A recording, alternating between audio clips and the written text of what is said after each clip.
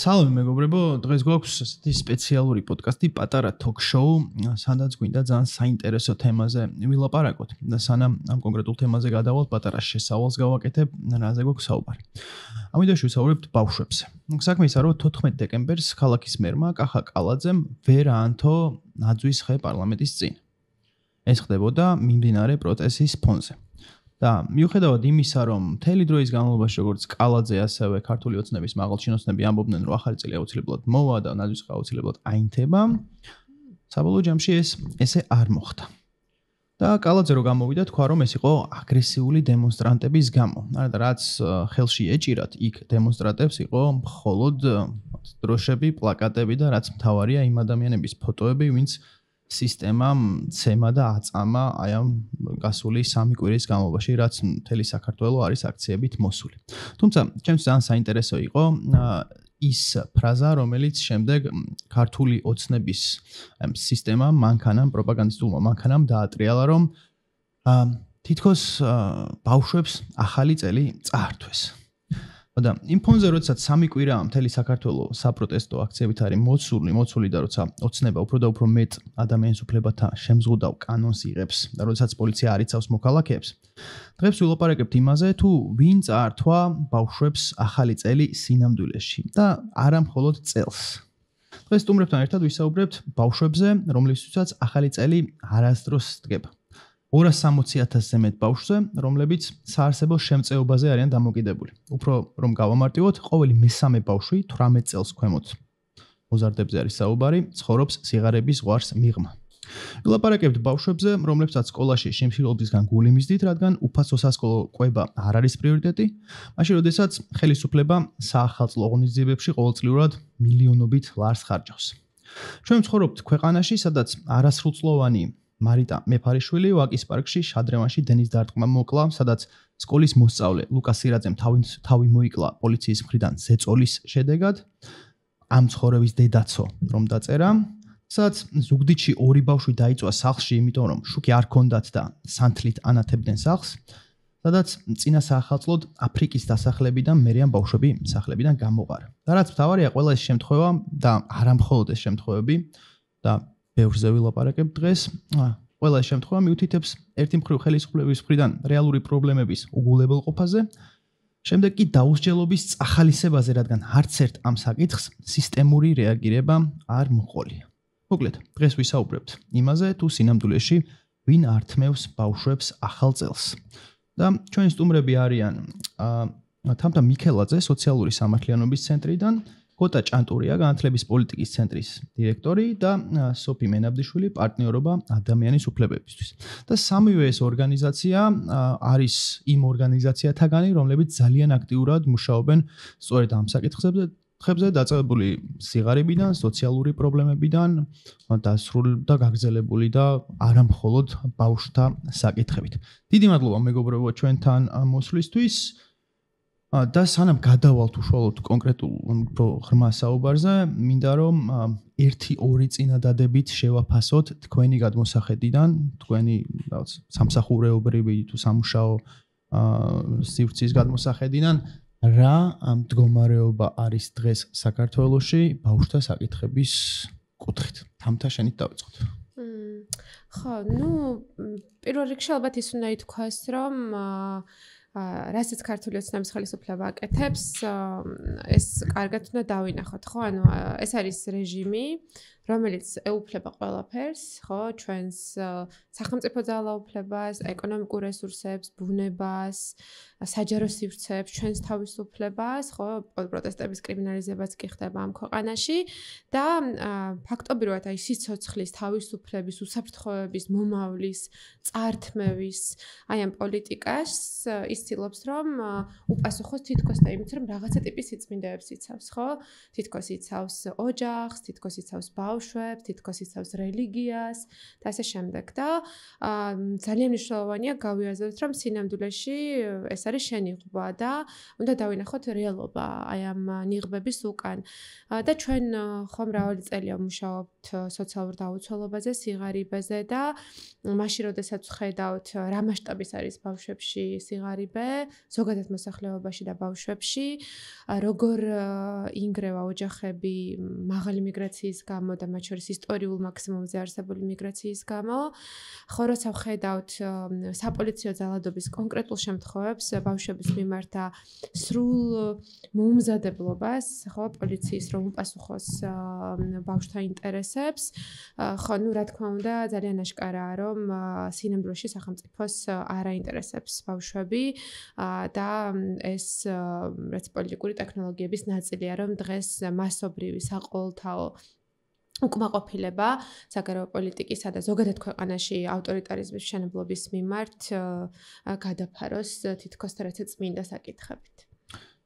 ეს იქნება ამაზე კიდევ უფრო სიგრმისეულად გავაგრძელებ საუბარს. გოტა, შენ განათლების პოლიტიკის მიმართულებით მუშაობდა, ერთ-ერთი მე საიდანაც ვიცი შენზე არის სასკოლო კვება, სკოლების პროგრამის ძალიან მნიშვნელოვანი ამბავია, რომელზეც მანამდე არ მქონდა ნაფიქრი. შენი გადმოსახედიდან რა მდგომარეობა გვაქვს ეს საქართველოში?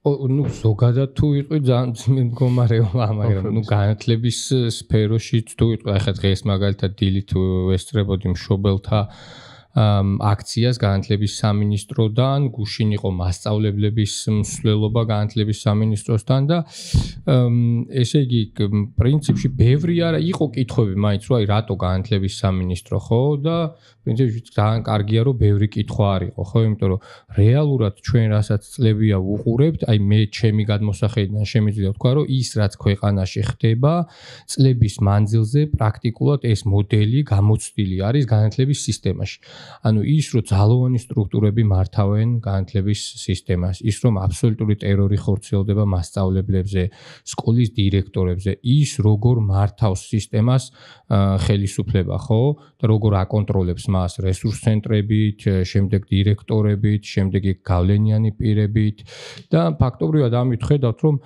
ბავშვები არათუ მეორე ხარისხოვანი არამედ მესამე მეოთხე ხარისხოვნები არიან ამ ქვეყანაში მე თვითონ მქონდა გამოცდილება მაგალითად განათლების მინისტრთან დისკუსიის სადაც ვუთხარით რომ ჩვენ გვაქვს მონაცემი როდესაც ბავშვები ყოველდღიურად ან კვირაში რამდენჯერმე შიმშილობენ 77% და ამას რითი უნდა უპასუხოთ მისი პასუხი იყო რომ რამდენიმე წელიწადში ჩვენ დავნერგავთ სასკოლო კვებას ანუ ესე იგი ერთი არის რომ პასუხი რამდენად თქვა ამორალური არის ხო და მეორე არის რომ მისგან არც არანაირი ემპათია არ მოდიოდა ხო რომ აი თქვა რაღაცით შეწუხებული იყო ეს ადამიანი რომ ანუ იცი შენ რომ ეს მდგომარეობა გაქვს და არაფერს აკეთებ. ჯერ პასუხი იყო რომ ესე იგი ჩვენ თითქოს რაღაცა რესურსი, ფინანსური რესურსი არ გვაქვს, თუმცა შემდეგ გამოირკვა რომ ფინანსური რესურსი არსებობს და შემდეგ უკვე პასუხი იყო რომ თურმე რაღაცა ლოჯისტიკურად ეს იქნება რთული, მაგალითად რა ვიცი, მაღალმთიან რეგიონებში, ან თუ სადღაც დავიწყებთ და სადღაც ვერ დავიწყებთ,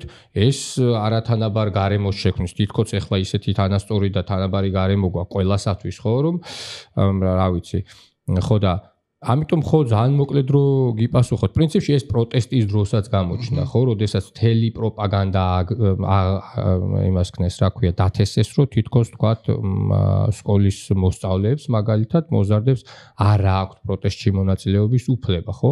არ და რეალურად ამის უფლება ვიცით, რომ აქვთ, ხო?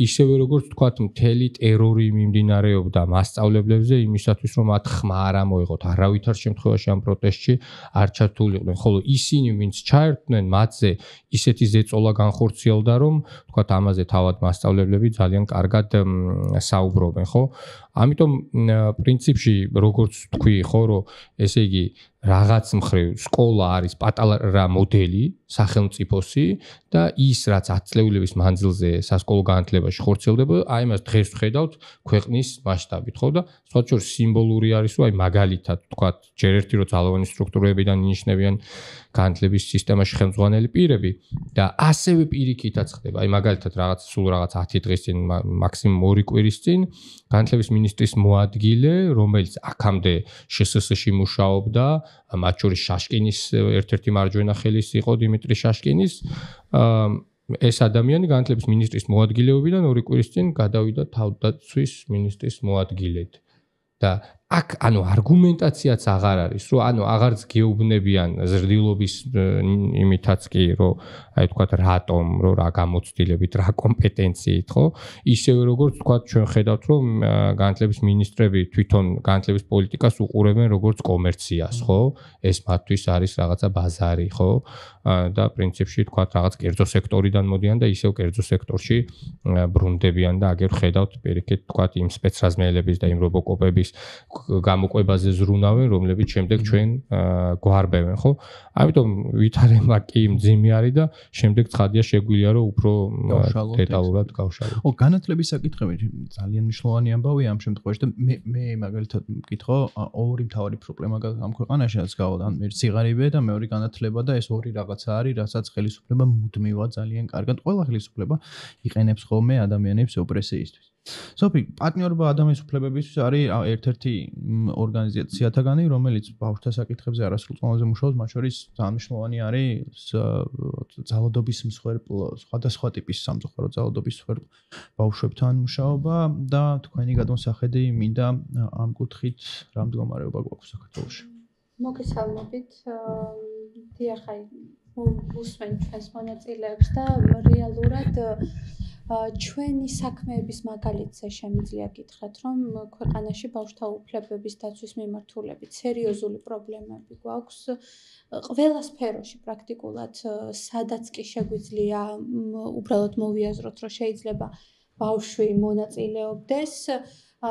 ჩემი ორგანიზაცია უკვე 2012 წლიდან მუშაობს სხვადასხვა მიმართულებით, ეს არის ძალადობის საკითხები, სკოლაში ბავშვთა უფლებების დაცვა, სახელმწიფო ზრუნვაში მყოფი ბავშვები, შეზღუდული შესაძლებლობის მქონე ბავშვები და მინდა გითხრათ, რომ მათ შორის ჩემი მუშაობის პერიოდშიც არ მახსოვს ერთი ცვლილებაც კი ერთი უკეთესობას კი ბავშვთა უფლებების კუთხით, რომ არა სასამართლო, რომ არა საერთაშორისო მექანიზმების იძულებით განხორციელებული ცვლილებები, მათი სურვილით, მათი გადაწყვეტილებით, რაიმე მომხდარიყო უკეთესობისკენ ბავშვთა უფლებების კუთხით, ერთადერთი უბრალოდ საკანონმდებლო დონეზე თუ განვიხილავთ, ეს იყო ბავშვის უფლებათა კოდექსის მიღება, რომელიც მივიღეთ და რატომღაც დღემდე პირდაპირ შემიძლია ვთქვა, რომ ეს კოდექსი უბრალოდ თაროზე დევს, ვიყენებთ ბლანკეტურად, აი ასე გადაწყვეტილებებში, რომ ბავშვის უფლებათა კოდექსით ეს უფლება გარანტირებული და დაცულია, თუმცა პრაქტიკაში ამ უფლების რეალიზებას ბავშვები ვერ ახდენენ. პირველი, რასაც ვიტყვი, ძალიან ხაზგასმით და მარტივად წერია, რომ ბავშვებს მაგალითად აქვთ აზრის გამოხატვის უფლება და მათ შორის მშვიდობიან მანიფესტაციებში და აქციებში მონაწილეობის უფლება პირდაპირ გათვალისწინებულია ეს ჩვენი კანონით და მათ შორის ბავშვის უფლებათა კონვენციით, თუმცა თუ გავიხსენებთ ბავშვების მონაწილეობასთან დაკავშირებით სახელმწიფო უწყებების განცხადებებს, მათ შორის განათლების სამინისტროს განცხადებას, მთავრობის ეგრეთ წოდებული მთავრობის წარმომადგენლების განცხადებას თუ პარლამენტის წევრების, ეგრეთ წოდებული პარლამენტის წევრების განცხადებებს, არსად ამ უფლებაზე საუბარი არ არის. ანუ არავინ არ საუბრობს, რომ ბავშვებს პირიქით უნდა შეუქმნათ უსაფრთხო გარემო, თუ მათ სურთ აწუხებთ რაღაც და გამოხატონ ეს პროტესტი, პირიქით იყო რაღაც სადამსჯელო განცხადებები, რომ თუ ასეთ ადგილი ექნება განათლების სამინისტროს ხელხაზზე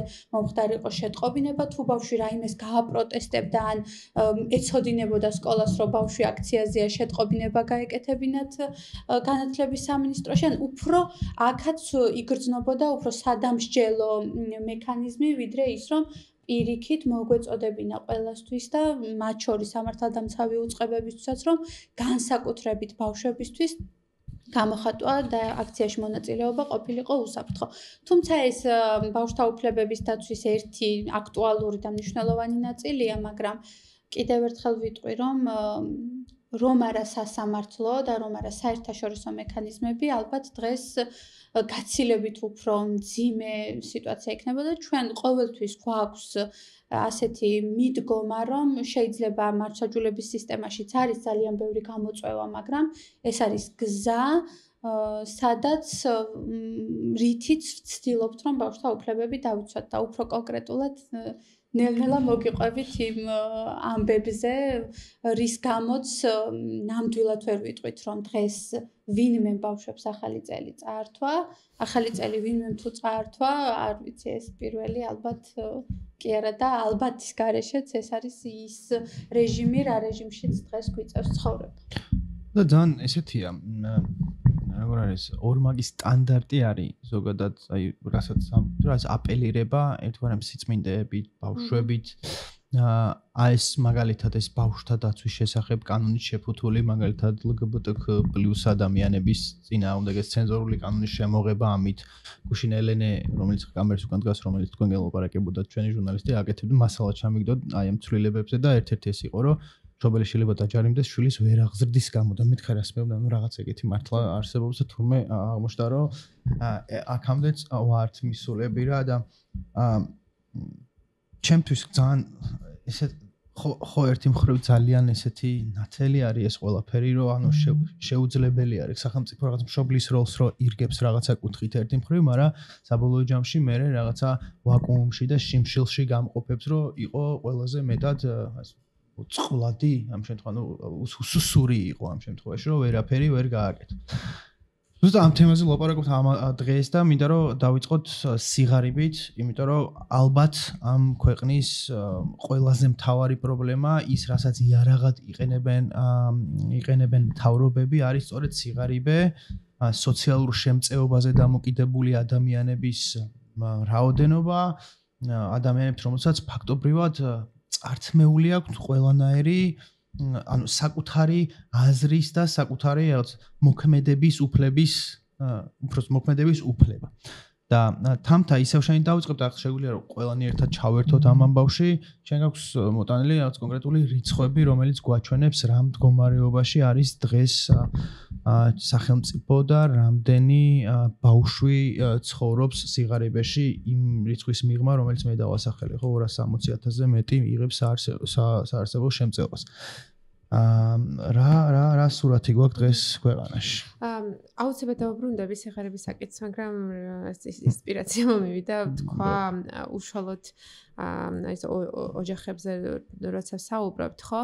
აი პირველ რიგში მგონია ძალიან მნიშვნელოვანია გავიაზროთ, რომ ანუ ავტორიტარიზმის ლოგიკა არის ყოველთვის ძალაუფლების გადმოსვლა საზღვრებიდან. და მიუხედავად იმისა, რომ დღეს ხელისუფლება საუბრობს ოჯახების დაცვაზე, ეს ძალაუფლება აუცილებლად შემოვა ოჯახებში და მე მგონია, რომ უკვე შემოვიდა ის ჩვენ ოჯახებში, იმიტომ რომ აქციების დროს 500-მდე ადამიანია დაკავებული და მათი 80% იყო არადამიანური და ღირსების შემლახავი მოპყრობისა და წამების მსხვერპლი, ხო? და ეს ადამიანები ჩვენი ან ნათესავები არიან, ან ოჯახის წევრები არიან, ან მეზობლები არიან, ან თემის წევრები არიან და ის რომ ეს ისასტიკე საბოლოოდ ყველგან შემოვა, ხო, ეს განცდა მგონი ყველას გვაქვს და ჩვენ გვიცხოვრია ავტორიტარულ რეჟიმებში, თქვათ იგივე წინა წლებშიც და ვიცით, ხო, არ არსებობდა ოჯახი, რომელიც არ დაზიანდა, ან არ განიცადა საკუთარ სხეულზე, საკუთარ ოჯახზე ეს ავტორიტარიზმის საცეცები. ამიტომაც რაზეც ისინი საუბრობენ, ხო, რომ თითქოს აი ოჯახებს იცავენ რაღაც გარე იმის გასცინებლეში, სწორედ მათი რეჟიმი იქნება პირველი, რომელიც შემოაღწევს და შემოანგრევს ჩვენი ოჯახის კარებებს ძალადობით, დაპატიმრებით თუ ასე შემდეგ. მეორე ამბავი კიდე იცით რაზე ვფიქრობდი, რომ სხვა დროს ქონდა ჩვენ პოლიტიკური რეპრესიების სხვა გამოცდილება, თქვა 90-იანებში შევარდნაძის დროს, სააკაშვილის დროს, მაგრამ ახლა ეს პოლიტიკური ძალადობა გამოყენებულია ახალგაზრდების მიმართ. ხო? ნუ გარდა იმისა, რომ წმინდა ისტორიულად ივანიშვილი, თქვა ისეთი ფიგურაა, რომელიც მართლა წარსულში გვაბრუნებს და აი მომავალს ჭამს თუ კლავს, ხო, ისტორიულად, მაგრამ პრაქტიკულადაც აი ყოველდღიურობაში ჩვენ ხედავთ ის როგორ ებრძვის იმ თავისუფლებას, იმ რაღაც დემოკრატიულ მონაპოვარებს, რომელიც რაღაცა ტიპის ჩვენ თაობას და ჩვენზე უფრო ახალ თაობას რაღაცნაირად გააჩნია, ხო? ამიტომაც აი ეს რაღაცა ტიპის მიუღებლობა ზოგადად მომავლის მიმართ, ხო, რომელიც მისი აზრით მას ძალაუფლებას აცლის, რაღაცა ტიპის სამყაროსაულ გაგებას აცლის, ხო?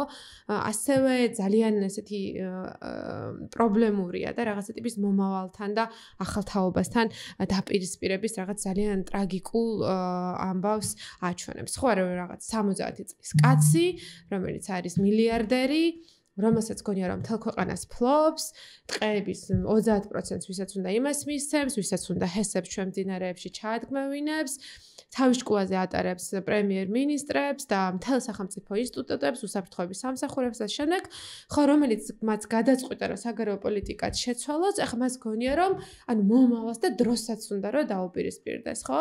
და ეს მისი მარადიული ძალაუფლებისა და ყველაფრის დაუფლების აი ამ რაღაცა ტიპის პარანოიდულ მისწრაფებებში ჩვენ ხედავთ რომ მართლა ჩვენ შვილებს და ჩვენს მომავალს როგორ ჭამს ეს ადამიანი. ამიტომაც გონია რომ აი ბავშვებზე მომავალზე და ახალგაზრდობაზე რომ ვლაპარაკობთ, რაღაცნაირად ფილოსოფიურადაც უნდა დავინახოთ ეს რა ტიპის ინსტინქტებია და რამდენად პრობლემურია, ხო, ეს ამბავი. ეხლა სიღარიბეს რომ დაუბრუნდეთ და ეს ჩემთვის ძალიან მნიშვნელოვანი საკითხია. მგონია რომ სიღარიბე არის ცენტრალური პოლიტიკური პრობლემა ამ ქვეყნისთვის და სამწუხაროდ ეს პრობლემა არ არის გააზრებული სათანადოდ ზოგადად არც პოლიტიკური ჯგუფების და ზოგჯერ არც საზოგადოებრივი ჯგუფების მიერ, ხო? იმიტომ რომ მე შემიძლია პირდაპირ თქვა, რომ ის რის გამოც ბიძინა ივანიშვილი ინარჩუნებს პოლიტიკურ ძალაუფლებას და რაღაცა ტიპის სტაბილურობას მის რეჟიმისთვის, ამის ერთ-ერთი სტრუქტურული მიზეზი ეს არის სოციალური მოწყვლადობა, მაღალი სოციალური მოწყვლადობა ჩვენი მოსახლეობის და მკვეთრად მაღალი ეკონომიკური თანასწორობა ქალაქებსა და რეგიონებს, ან ქალაქებსა და სოფლის დასახლებებს შორის. უბნებს და სხვა უბნებს შორის. თუნდაც ქალაქების შიგნითაც კი ეს ნამდვილად შეგვიძლია რომ დავინახოთ. ხო, და ჩვენ უნდა გავიაზროთ ის, რომ სიღარიბე ეს არ არის მარტო მატერიალური საკითხი, რა თქმა უნდა ეს პირველ რიგში მატერიალური საკითხია, შემოსავლების თუ სოციალურ სერვისებზე წვემის საკითხი, რაც უკავშირდება ჯანდაცვას და ასე შემდეგ, მაგრამ ის ამავდროულად არის კულტურული საკითხი. ხო, დღეს კლასობრივი საკითხები, მხოლოდ მატერიალური საკითხი აღარ არის და ჩვენ ხედავთ ამ გაჭიანურებულმა სიღარიბემ და ეკონომიკურმა უთანასწორობამ როგორ გამოიწვია მათ შორის უთანასწორობა განათლებაში და ალბათ გოთ ამაზე ჩემზე უკეთ ისაუბრებს, მაგრამ დღეს ძალიან თვალშისაცემია თქვა კერძო სკოლებსა და საჯარო სკოლებს ქალაქის სკოლებსა და სოფლის სკოლებს, დაბლობისა და მთის სკოლებს შორის ძალიან დიდი ასიმეტრია განათლების შედეგებშიც და განათლების უთანასწორობაში, ხო? და შესაბამისად ჩვენ ხედავთ, რომ სიღარიბე, გარდა იმისა, რომ ხდება, ხო, აი ამ დრამატული ეკონომიკური და საკითხი და ღირსების საკითხი ჩვენი მოსახლეობისთვის, ის საბოლოოდ გახდა კულტურული და საბოლოოდ პოლიტიკური უთანასწორობის საფუძველი. და ჩვენ ხედავთ მოწყვლად რეგიონებში, სადაც ადამიანების ყოველთვიური დამოკიდებულება, ეკონომიკური დამოკიდებულება სახელმწიფოზე ძალიან მაღალია, როგორ გახდა იარაღი რეჟიმისთვის, რომ ძალაუფლება შეენარჩუნებინა და მოეთხოვა ამ ადამიანებისთვის ხმის ისეთი გადაწყვეტილების მიღება არჩევნებზე, როგორც რეჟიმს სჭირდებოდა და საბოლოოდ სწორედ იმით, რომ შეაკავოს აი ამ სოციალური მხარდაჭერის თუ ჯანდაცვის კონკრეტულ პროგრამებში, ხო, ბენეფიტების მიცემის ამ პატერნალური, ხო, პატერნალისტური რაღაცა მექანიზმებით, როგორ აკონტროლებს ჩვენს მოქალაქეებს და საბოლოოდ მათ არა მხოლოდ ღირსებას ართმევს, არამედ პოლიტიკურ თავისუფლებასაც. აქ მინდა ერთი რაღაცა ვთქვა, აი მე როცა ვლაპარაკობთ აი არჩევნებში ამ სიღარიბის გამოყენებაზე, ხო, ამას მე ერთი ვიდეო გქონდა ამას და სულ ვიმეორებ ამერსა და იმავეს, ხო, ესაც ყბადაღებული თემა რო არის, რომ კარტოფილის ერთი ტომარა კარტოფილზე გაცვლილი ხმების ეს ამბავი რო დადის ხოლმე ძალიან ხშირად არის საუბარი, აი როგორ შეიძლება შენი ხმა გაცვალო რაღაც კარტოფილის ტომარში და ასე შემდეგ. უბრალოდ ძალიან მნიშვნელოვანია რომ ეს პრობლემა ყოველთვის რატომღაც მედიაც ხოლმე და რაღაც ეს კრიტიკული მხარეც, მეორე მხარეც უყურებს ხოლმე რაღაცა სწორხაზოვნად, რომ როგორ შეიძლება ესეთი გადმოსახედია რა, მაშინ როდესაც ჩვენ უბრალოდ ცოტა მეტი რო დავფიქრდეთ და დავინახოთ, რომ ადამიანს რომელსაც რაღაცა ერთ ტომარა კარტოფილში რომელიც 3 კვირა გაუძლებს, ალბათ 1 თვე გაუძლებს მაქსიმუმ, შეუძლია იმ მდგომარეობამდე, როდესაც არის მიყვანილი, საიდან მოვიდა ეს პრობლემა და ვინ ქმნის ამ პრობლემას რეალურად და ვინ ამყოფებს ადამიანებს ეგეთ მდგომარეობაში რა და გონია რომ ამის გააზრებით უნდა დავიწყოთ რეალურად ამ შემთხვევაში გულისხმობ არაქართული ოცნების მხარეს ზოგადად მთელ ქვეყანას რომ რეალურად უნდა დავიწყოთ იმის გააზრება რამხელა იარაღი შეიძლება იყოს საბოლოო ჯამში სიღარიბე იმის ხელში ხო აბსოლუტურად გეთანხმები. ეხლა მონაცემებს რო შევხედოთ, ხო, მაგალითად 2024 წლის მონაცემებით ჩვენი მოსახლეობის 34% აქვს მიმართული სახელმწიფოსთვის, რომ დარეგისტრირდეს სოციალურ დაუცველთა ბაზაში, ხო? და ჩვენ ვხედავთ, რომ ამ ბაზაში რეგისტრირებული არასრულწლოვნების რაოდენობა არის 53% და მეტი. ანუ ჩვენი მოსახლეობის მინიმუმ 1/3 მიიჩნევს, რომ არის იმდენად უკიდურეს სიღარიბეში, რომ მას სჭირდება ეს მინიმალური, ხო, რომელიც საარსებო მინიმუმზე დაბალია ხოლმე შემწეობა, ხო? 300 რამდენია? 200 რაღაც ლარი, ხო? 200 ლარი. ხო, აი ამ დახმარებისთვის. ანუ ხო, 1/3 მოსახლეობას მიიჩნევს, რომ იმდენად ღარიბია, რომ მას სჭირდება ეს საბაზისო შემწეობა იმისთვის, რომ გადარჩეს. და ამ მომთხოვნებს შორის ძალიან მაღალია და უფრო მაღალია ბავშვების რაოდენობა. საბოლოოდ ჩვენ ვხედავთ, რომ ამ 1.200.000-ზე მეტი ადამიანიდან დაახლოებით 700.000-მდე ადამიანი 685.000 რაღაც ადამიანი იღებს სოციალურ შემწეობას, რაც ჩვენი მოსახლეობის 18%-ზე მეტია. ხო? თუმცა ბავშვების რაოდენობა აქ როგორც შენც თქვი, გიორგი, არის 268.000-ზე მეტი, დაახლოებით 32% ბავშვების რაოდენობის, ხო? თუნდაც რო შევხედოთ სიღარიბის სტატისტიკას, აი აბსოლუტურ სიღარიბეში ბავშვების 16% ცხოვრობს, რაც ზოგადად აი საშუალო მონაცემზე, საშუალო მონაცემზე, რომელიც დაახლოებით 12%-ია, უფრო მაღალია. UNICEF-ი, რომელიც ტრადიციულად ატარებს ხოლმე ძალიან მნიშვნელოვან კვლევებს, მათ შორის ბავშვთა სიღარიბეზე, ის ამბობს, რომ ბავშვების 27.8%-ს აქვს მატერიალური და სოციალური დანაკლისი, ანუ მათ ხელი არ მიუწვდებათ ძალიან მნიშვნელოვან საბაზისო რესურსებზე. თუმცა ეს მონაცემი გაცილებით მაღალია იგივე სოფლებში შემთხვევაში, რომელიც 47%-ია, თითქმის 10%-ით მეტი. ნახევარი. და უკვე კარგად ჩანს პრაქტიკულად აქ ძალიან კარგად ჩანს ისევ რეგიონალური უთანასწორობა, ხო? და თუნდაც სოციალურ შემწეობებზე რომ ამბობ, ძალიან მნიშვნელოვანი ერთი გარემოების ხაზგასმა, რომ აი ამ 23 წლისთვისაც კი სოციალური და მატერიალური დანაკლისის მქონე ბავშვების 47% მაინც არ იღებდა სოციალურ შემწეობას. ანუ მიხარ იმისა, რომ ჩვენ ვამბობთ, რომ ეს სოციალურ შემწეობას ბევრი იღებს, ძალიან დიდია იმ ოჯახების და ბავშვების რიცხვი, რომელიც თვითონ ამ სოციალურ შემწეობის მიღმა რჩებიან, ხო? ნუ რატო რჩებიან მიღმა? იმიტომ რომ ზოგიერთი ოჯახი იმდენად მოწყვლადია, რომ ამ პროცედურებისა და ბიუროკრატიის გავლას ვერ ახერხებს, ზოგიერთი ფიქრობს, რომ რაღაცა ნიშნით მათ ისედაც არ მისცემენ და არსებობს აშკარა პოლიტიკური ლოგიკა, ვის აძლევენ სოციალურ დახმარებას და ვის არ აძლევენ სოციალურ დახმარებას და ასე შემდეგ, ხო? ამიტომაც ესე იგი ჩვენ ვხედავთ, რომ აი ეს ბავშვთა სიღარიბე არის ძალიან დიდი პრობლემა და ეს ოჯახებს ასევე ძალიან დრამატულად აწვევად. ეხლა საბოლოოდ ჩვენ ასევე რას ვხედავთ, რომ ესე იგი იმის გამო რომ სახელმწიფოს რომელიც ოჯახურ ღირებულებებზე საუბრობს და სპეციალური კანონიც მიიღო, რომელსაც ჩვენ ფაშისტურ კანონს ვეძახით, ხო, იმიტომ რომ ის LGBT ადამიანებს თლიანად ართმევს საბაზისო უფლებებს და რასაც წარმოუდგენელ ცენზურას აწესებს მედიაზე, არტისტებზე, მეცნიერებზე, განათლებაზე და ასე შემდეგ, ხო?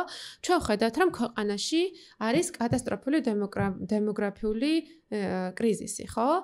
ამ ქვეყანაში აქვს ახსნა, ხო, რატომაც არის დემოგრაფიული კრიზისი, იმიტომ რომ ლიბერალური ფაშიზმი კვიტებს და ადამიანები არ არიან, ხო? ხო, მოდი ესე ვთქვათ, არის კვეთრი ვარდნა შობადობის, ჩვენ ხედავთ, რომ ოჯახების განქორწინებების მასშტაბი უფრო მაღალია ვიდრე ქორწინებების მასშტაბი და წლიდან წლამდე არის უკიდურესი ვარდნა და ჩვენ უნდა დავსვათ კითხვა რა ამის მიზეზი რა არის.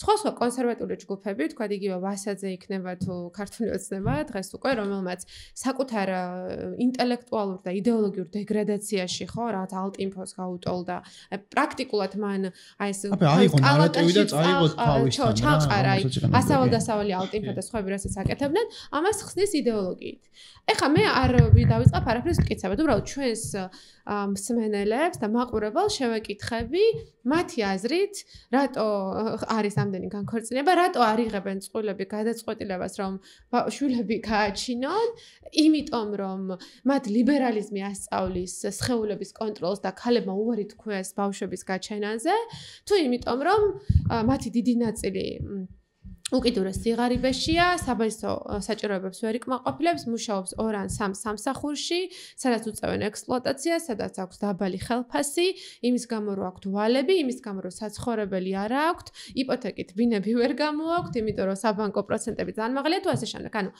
ამას ხო ხალხი გასცემს პასუხს, რომ ეს არის სრული აბსურდი. ხო ჩვენთან დემოგრაფიული კრიზისის მიზეზი პირველ რიგში არის უკიდურესი სიღარიბე და ეკონომიკური ამაზე მაგ ძალიან საინტერესო ამბავი რა, რომელიც ახლა გამახსენე და მე მგონი ადრესალას თქვი. საფულში ვიყავი ჩასული ჩხოროწყუში.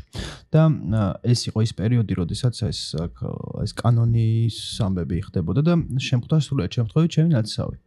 გოგო, რომელიც მითხარან, იცის რომ ჟურნალისტი ვარ ასე შემდეგ და მეუბნება რომ ძალიან გთხოვა ის სამედიცინო თემებზეო აკეთებთო რაღაცეებს. მეთქი რავი გვინდა ხოლმე, მაგრამ აი შეგჭამა ამ კანონის ამბავმა და ძალიან დიდი პრობლემა არის ჩემთვისო, რეპროდუქციული ჯანმრთელობაო რა. ანუ პირდაპირ წლებია ვცდილობ რომ ბავშვი გავაჩინო, რაღაც ძალიან ბევრ ფულს ხარჯავ ამაში, რაღაცა 10,000-ებზე მაქვს საუბარიო.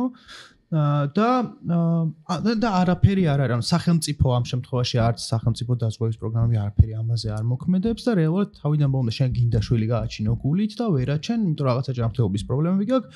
ბავშვის აყვანაც ამხელა პროცედურებთან არის დაკავშირებული, ვიცით და არსებობს რაღაც ჯგუფები, თურმე მე არ ვიცოდი, ანუ დედების ადამიანებს რომელთაც უნდა შვილის გაჩენა, რომლებიც ამ ჯგუფებში საუბრობენ რა, მართლა ვერ მივაქციეთ ამ ყურადღება წესია და ძალიან მნიშვნელოვანი საკითხი მგონია და აი გეხმიანება მაგას რომ როდესაც დემოგრაფიულ პრობლემებზე ვლაპარაკობთ, საბოლოო ჯამში ჩვენ მქონდა მაგალითად ეკლესიისგან განცხადებები, ხო, გვახსოვს რაც გადაგებაში საუბარი იმაზე, რომ მაგალითად ინვიტრო განაყოფიერება არის რაღაცა ეშმაკისეული და ასე შემდეგ და ასე შემდეგ, ხო?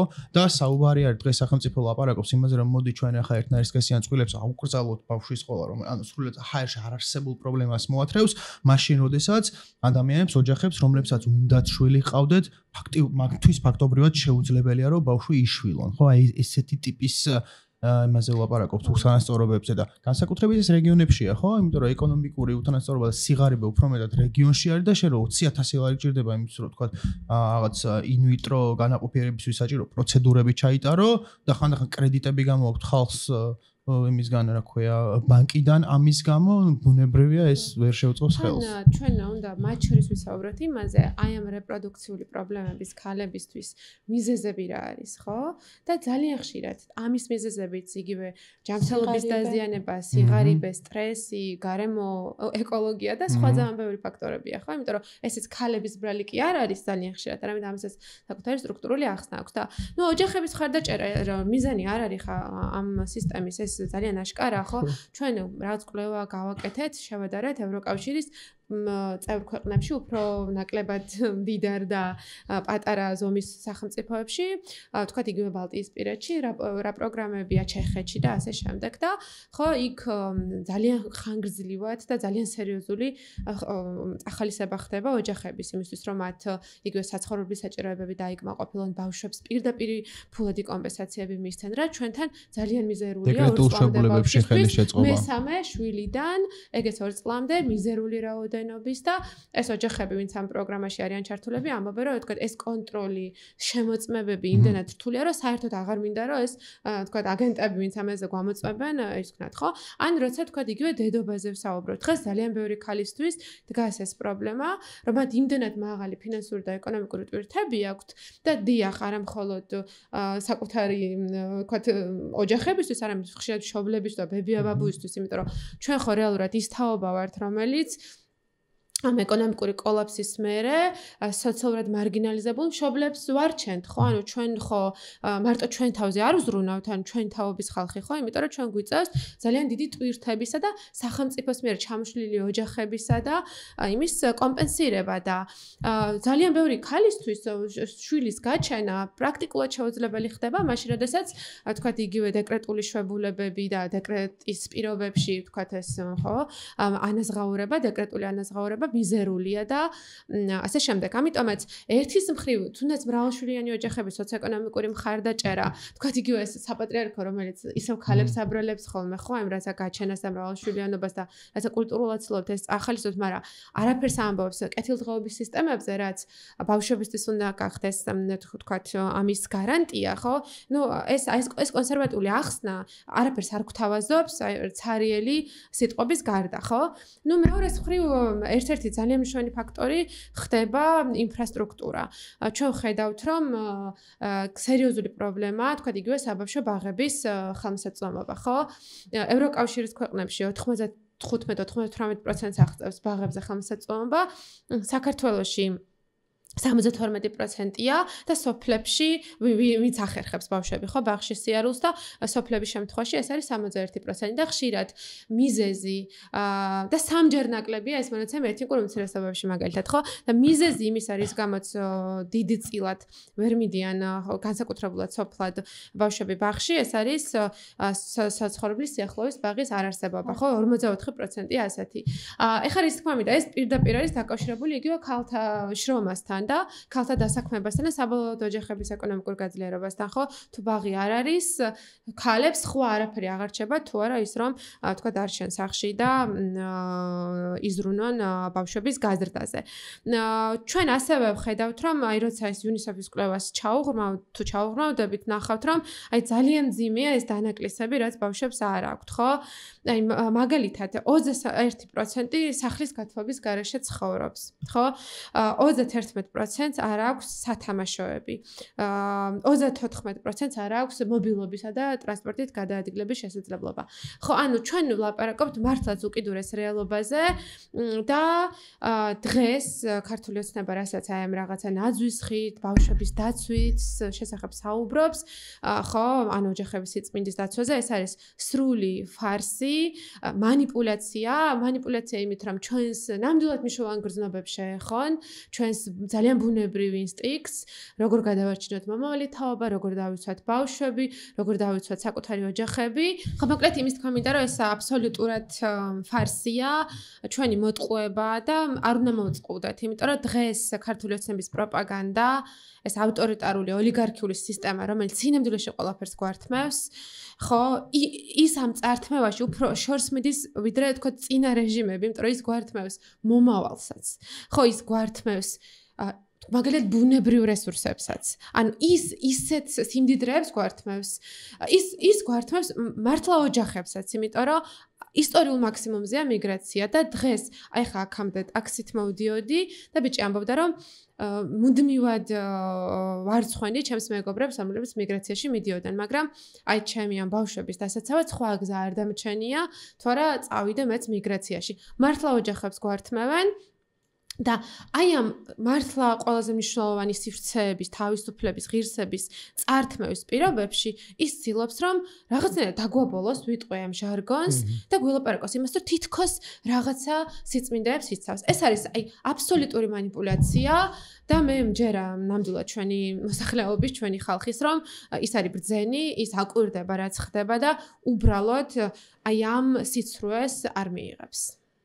ეს ყველაფერი მიდის მეგონი ბუნებრივად გადავდივართ განათლებასთან ამ შემთხვევაში, იმიტომ რომ აი სიტყვა დაბოლება განათლებისკენ მიდის. სიტყვა დაბოლებას როცა ვახსენებ, რომელიც ძალიან კარგად აღწერს ამ ყველაფერს, ალბათ რამდენიმეჯერ კიდე გამოვიყენებ ამ სიტყვას, ის არის რომ როცა ანუ თან მარტივია რა, თუ ხელისუფლება რეალურად უნდა იგივე ხედავთ ხო ბოლო პერიოდში რაც ხდება იგივე ამ რაღაც სახელმწიფოების საგამოცდო პროგრამების შემდეგ კიდე უფრო ბევრი ლაპარაკი შეიძლება იმაზე საერთოდ როგორი არის საგამოცდო სისტემა, რომელიც კიდე უფრო მეტად დეგრადირდება, მაგრამ როდესაც თუ ვწდები შემისწორეთ, გონია რომ ბოლო 20 წლის განმავლობაში რეალურად ჩვენ არ გვქონია ისეთი რეფორმა საგანმანათლებლო, რომელიც ჩვენ მოგცემდა თანამედროვე უпростоრეთ თანამედროვე გამოწვევებზე გამოწვევებისთვის მზად მყოფ ამას ახალგაზრდებს, რომლებიც ამთავრებენ სკოლას და მიდიან უნივერსიტეტში. მე ყოველ შემთხვევაში უნივერსიტეტში რო წავედი, მივხვდი რომ აზე არ ვიყავი არაფრის და რო დავამთავრე მაშინაც აზე არ ვიყავი არაფრის საბოლოო ჯამში.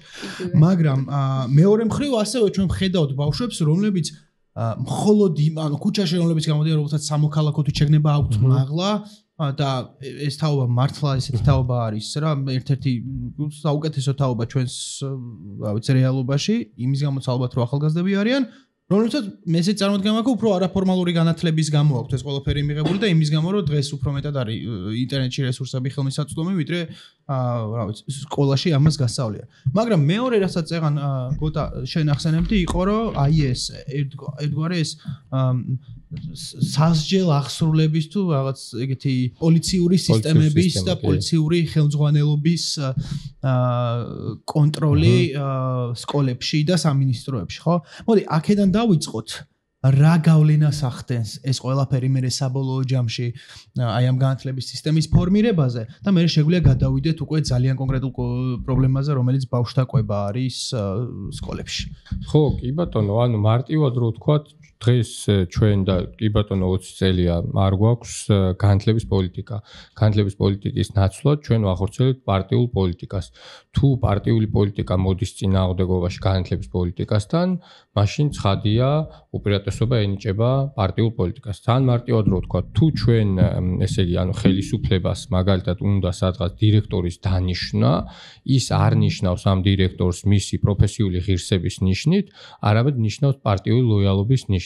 გარდა ამისა, განათლების სისტემაში რასაც ცდილობენ რომ გააღვიონ, ეს არის რომ ესე იგი მასწავლებლებმა, სკოლის დირექტორებმა ზუსტად იციან როგორი ტიპის ქცევა არის ახალისებული, როგორი ტიპის ქცევა არის დასჯადი, ხო? შესაბამისად, მათ არ სჭირდება და ეს აი ზუსტად აწლეულებია, ეს ინერგება, ხო? ამიტომ მათ არ სჭირდებათ, თქვათ, ხშირ შემთხვევაში ან რაღაცა დიდი მოწოდება, ან თქვათ რაღაც თქმა თუ როგორ უნდა მოიქცნენ. არამედ ხშირ შემთხვევაში თვითცენზურაც მუშაობს, ხო? იქიდან გამომდინარე, რომ ეს აწლეულებია გადაეცემათ და აი როდესაც თუნდაც ტრადიციებზეა საუბარი, სკოლაც და განათლების სისტემა მათ შორის არის იმისთვის, რომ ზუსტად ეს ტრადიციებიც გადასცეს თაობიდან თაობას, ხო? არა მარტო თქვათ რაღაცა ეს პროგრესის ხელშეწყობის მექანიზმი, არამედ ზუსტად ამ ტრადიციების გადაცემის და ჩვენ ხედავთ, რომ სკოლებში თუ რაიმე ტიპის ტრადიცია გადაეცემათ, ეს არის მორჩილება, ხო? რასაც პრინციპში იქ ადგილზე ხედავენ, ხო? ეს იქნება თქვათ იერარქიულად დირექტორიდან მასწავლებლებზე თუ მასწავლებლებს შორის თუ რესურსცენტრიდან დირექტორზე და ასე შემდეგ, ხო? მაგრამ კიდევ რაც არის მნიშვნელოვანი, რომ ჩვენ როგორ უყურებთ თქვათ განათლების სისტემას, ხო? აი მაგალითად სამთა ლაპარაკობ და სიღარიბეზე, ხო? განათლების სისტემას სკოლებიც, ბაღებიც მათ შორის, ხო? მათი ერთ-ერთი მთავარი ფუნქცია ასევე არის ამ უთანასწორობის აღმოფხვრა და მათ შორის სიღარიბესთან ბრძოლაც, ხო? მით უმეტეს იმ პირობებში, რა პირობებშიც ჩვენ ვართ, ხო? ის მასობრივი ემიგრაცია იქნება თუ სხვა, ხო? მე მაგალითად სკოლაში როდესაც ვასწავლდი 20 მოსწავლიდან თბილისში 8 იყო ისეთ ოჯახებში, სადაც ძირითადად დედები იყვნენ ემიგრაციაში და მათთან ჰქონდა კონტაქტი ან საბერძნეთში, ან იტალიაში და ასე შემდეგ. ხო, ამიტომ ეს სასკოლო კვების მექანიზმი არ არის მხოლოდ საგანმანათლებლო მექანიზმი, თუმცა არის ძირითად შემთხვევაში საგანმანათლებლო მექანიზმი, მაგრამ არის ასევე სიღარიბის დაძლევის მექანიზმი. ხო, შესაბამისად, სკოლას ეს სოციალური ფუნქცია აქვს, არა და ჩვენ როდესაც ასე ვიწროდ უყურებთ სკოლას, რომ ეს არის რაღაცა ვიწროდ, აი საგანმანათლებლო დაწესებულება, სადაც რაღაცა თუნდაც რაღაც კომპეტენციებს განივითარებს მოსწავლე, რომელიც შემდეგ უნდა დასაქმდეს სადღაც, ხო? ეს არის, ნუ აი რაღაც ყველაზე ვიწრო შეხედულება, რაც სამწუხაროდ ჩვენს საზოგადოებაში ძალიან ბევრს გააჩნია, ხო? რაც, ნუ როგორც თქვი, არის ყველაზე ისეთი ძალიან პრიმიტიული შეხედულება, ხო? ისევე როგორც ბაღებში, ხო? აი ჩვენ რო შევხედოთ მაგალითად ბაღებში, რატო გვაქვს ყველაზე ძიმე მდგომარეობა, აი ამ პარტიული წნეხის კუთხით, ხო, რომ შევხედოთ ბაღის აღზრდელების შრომით პირობებს, ეს არის აბსოლუტურად დამცინავი, ხო? მათი ანაზღაურება მერყეობს რაღაცა 500-დან 600 ლარამდე, 700 ლარამდე, ხო, რაც არის აბსურდი, ხო? ისევ როგორც სკოლის მასწავლებლების ანაზღაურება და გარდა ამისა პრინციპი რა არის, ხო? თუნდაც ამ ანაზღაურების შეჯიბრებითობა, ხო? ანუ ჩვენ ვაჯიბრებთ ერთმანეთს, მათ შორის მასწავლებლებს, რომ ერთმანეთს შეეჯიბრონ, ვინ უფრო მეტ რაოდენობაზე არის ეს გათვლილი, ხო? ვინ უფრო მეტ იმას ჩაატარებს, გაკვეთილს ჩაატარებს, ხო? და არა თანამშრომლობაზე, ხო? და შესაბამისად, თქვათ, როდესაც რაოდენობაზეა გათვლილი ეს სისტემა, ცხადია იქ ხარისხი იკარგება და ძალიან მომხვდა ყურში თამთარას ამბობდა და სრულიად ვეთანხმები, რომ ჩვენ ფაქტობრივად ამით მომავალს ვუსპობთ ჩვენს მოსწავლეებს და განსაკუთრებით და ჩემზე უკეთე ერკვევიან კიდევ უფრო გამოცდილი და ღირსეული მასწავლებლების თვალი განსაკუთრებით გაწაფულია იმაში, რომ შენ შეგიძლია ცხადია არა 100%-იანი სიზუსტით, მაგრამ იწინასწარმეტყველო ივარაუდო შენი მოსწავლის მომავალი როგორი იქნება, ხო? და ჩვენ ვიცით რა ახდენს მოსწავლეზე ყველაზე დიდ გავლენას, ხო? ეს არის ოჯახის სოციოეკონომიკური მდგომარეობა, განათლება, განსაკუთრებით დედის განათლება, ხო? და როდის განათლება რატო ძალიან საინტერესოა, ეგ არ ვიცი, რატო არის ეს?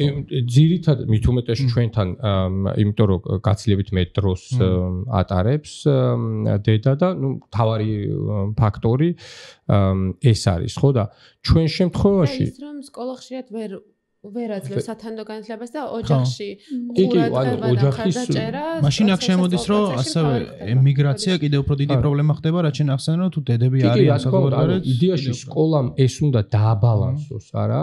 არა მარტო კვებით, არამედ განათლებით, მათ შორის განგზობითი პროგრამებით, ხო? ხა როდესაც ჩვენ მაგალითად კერძო და საჯარო სკოლების შედარებაზე ვსაუბრობთ, ხო? მთავარი არგუმენტი თქვენ რომ მკითხოთ, თქვათ, მშობლებს, რომლებსაც კერძო სკოლით სარგებლობენ, რა არის? ეს არის განგზობითობა, ხო? სკოლის ეგრეთ წოდებული შეიძლება გახანგრძლივება პროგრამაც დავარქვათ, ხო? კვება და უსაფრთხოება, ხო? ეს არის მთავარი არგუმენტი და არა განათლების ხარისხი, ხო? ჩვენ რო შევადაროთ კი აკადემიური მოსწრების კუთხით კერძო სკოლის მოსწავლეების მოსწრება აღემატება და შეიძლება მნიშვნელოვნადაც აღემატებოდეს, მაგრამ თუ ავიღებთ ერთი და იგივე სოციოეკონომიკური ჯგუფის მოსწავლეებს კერძო და საჯარო სკოლაში, მათი აკადემიური მოსწრება ფაქტობრივად იდენტური, ანუ არანაირი მნიშვნელოვანი განსხვავება, შესაბამისად შეგვიძლია ვთქვათ, რომ ფაქტობრივად სოციოეკონომიკური სტატუსი განსაზღვრავს ამ მოსწრებას და არა ის, რომ იქ უკეთ ასწავლიან. ის განსაზღვრავს, რომ მაგალითად ამ ბავშვებს წიგნები არ აქვთ ელემენტარულად, ხო? ამ ბავშვებს აქვთ, ამ ბავშვებს კვება არ აქვთ, იმ ბავშვებს აქვთ.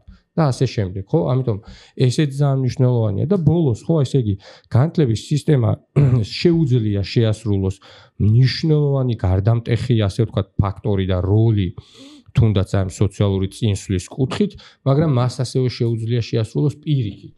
ძალიან უარყოფითი როლი, ხო? თუნდაც სოციალური სეგრეგაციის კუთხით. და ჩვენ ზუსტად ამას ვხედავთ, რომ დღევანდელი სისტემა ზუსტად სოციალურ სეგრეგაციას უწყობს ხელს, როდესაც ფაქტობრივად სხვადასხვა სოციალური ჯგუფებს ერთმანეთთან არათუ ურთიერთობა, არამედ არანაირი თანაკვეთა არ აქვს.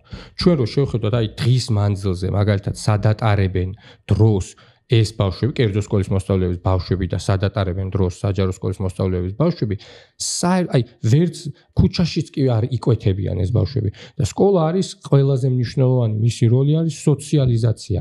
ანუ ის ქმნის ფაქტობრივად საზოგადოებას, ხო? და ხედავთ, რომ ფაქტობრივად ეს საზოგადოება ვერ იქმნება და როდესაც თქვათ საუბრობენ რაღაცა გარკვეულ რაღაცა პოლარიზაციაზე და განსხვავებულობაზე, ხო? იმიტომ რომ ამ ადამიანებს, ამ ჯგუფებს ერთმანეთთან არანაირი ურთიერთობა არ აქვს. როდესაც აი თქვენ ახსენეთ სასკოლო კვება, როდესაც კითხვა დაუსვეს კერძო სკოლის მოსწავლეებს სასკოლო კვებაზე, რომ საჯარო სკოლაში არ არის სასკოლო კვებით ბავშვები არ არიან უზრუნველყოფილი, ისინი გააუგდნენ პირდაპირ როგორ თუ არ არსებობსო და როდესაც საჯარო სკოლის მოსწავლეებს კითხეს, რომ კერძო სკოლის მოსწავლეებს აქვთ კვება სკოლებშიო, ესენი გაოგდნენ, რომ ეგეთი რაღაცა როგორ არის თუ არა საერთოდ შესაძლებელიო.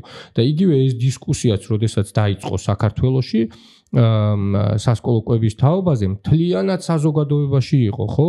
დიდი ესეთი გაკვირვება პირდაპირ, რომ საერთოდ შესაძლებელი არის თუ არა, რომ სკოლაში კვებით ბავშვები იყვნენ უზრუნველყოფილი. როდესაც მთელ სოფლიოში არათუ რაღაცა დასავლურ ქვეყნებში და განვითარებულ ქვეყნებში, აფრიკის ქვეყნებში ყველგან ფაქტობრივად სკოლაში ყვება ეს არის ერთ-ერთი კარგი მაგალითი. სომხეთი მშვენიერი მაგალითი არის კი და სხვა შორის სომხეთმა ისევ საერთაშორისო ორგანიზაციების მხარდაჭერით დაიწყეს ხო სასკოლო ყვების პროგრამა და დაიწყეს ნაბიჯ ნელ-ნელა შეიძლება ეს არ ყოფილიყო უნივერსალურად მასობრივად ერთდროულად მაგრამ ნაბიჯ დაიწყეს და ხო ამიტომ ესეც ის არის რა მნიშვნელოვანი არის ძალიან რომ თქვა აი ადამიანებს პირდაპირ გაუკვირდათ რომ აი ესე ხედავდნენ ისინი სკოლის როლს ხო არა და ჩვენ ბაღებშიც გვაქვს ამის გამოცდილება ხო ზოგან თქვა რამდენიმეჯერ აქვთ ყვება უზრუნველყოფილი საზღვარგარეთ ისეთი პროგრამებიც არის არა მხოლოდ თქვა თვითონ სკოლაში ყვებით უზრუნველყოფენ ბავშვებს არამედ სახლშიც ატანენ ხო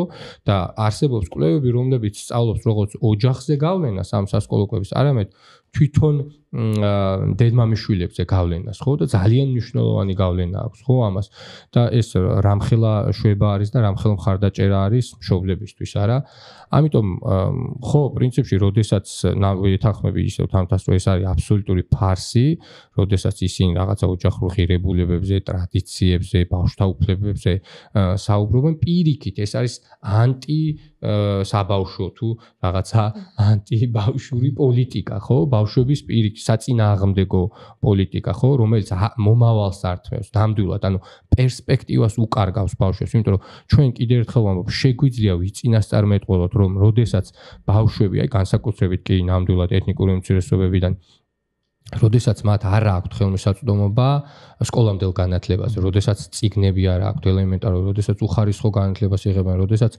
არ იკვებებიან, შემდეგ უნივერსიტეტზე არ აქვთ ხელმისაწვდომობა, პროფესიული განათლება არის უკიდურესად დაბალი იმის დონის, ხო?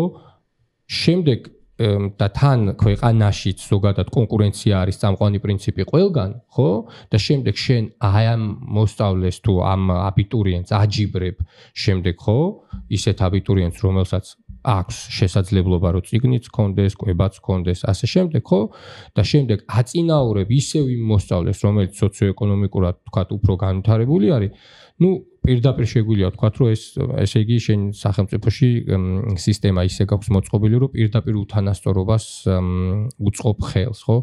ამიტომ აქ რაიმე იმაზე საუბარიც კი ზედმეტი არის და მე პირიქით გონია კი ეს მანიპულაცია, ეს დეზინფორმაცია, ეს ფარსი რაღაც გარკვეულ ჯგუფებზე ნამდვილად მოქმედებს, მაგრამ მაინც მგონია, რომ ქვეცნობიერად და გულის სიღრმეში ნამდვილად ყველას, აი ჩვენც მასწავლებლებთან როდესაც გქონდა ეს ფოკუს ჯგუფები, აბსოლუტურად ყველას გაცნობიერებული აქვს, რომ თქვათ თუ რა ტიპის ზიანი ადგებათ ბავშვებს. თქვენ ვერ ნახავთ საქართველოში მასწავლებელს, განსაკუთრებით რეგიონებში, რომელსაც თქვათ არ ჰქონია ან არ სმენია მოსწავლის გულის წასვლის შესახებ, ხო?